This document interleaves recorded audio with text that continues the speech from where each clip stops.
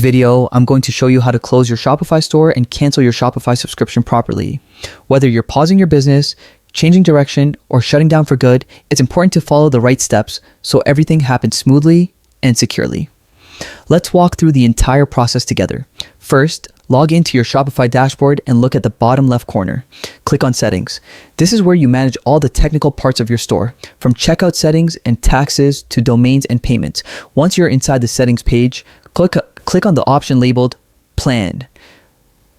This section contains your current subscription details, billing information, and all the controls related to upgrading, downgrading, or canceling your plan. Now, inside the plan section, you'll see an option to cancel your plan or deactivate your store. Go ahead and click on that. As soon as you confirm the deactivation, Shopify will immediately close your store and customers will no longer be able to access it online. The good news is Shopify doesn't delete your store right away.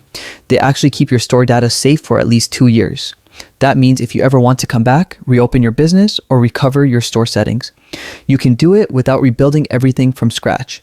However, if you're absolutely sure that you want your data gone permanently, Shopify allows you to request immediate deletion. For that, just contact Shopify support after canceling your plan, and they will fully wipe your store data from their system.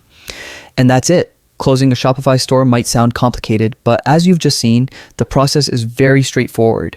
With just a few clicks, you can deactivate your store and choose whether or not you want your data preserved for the future.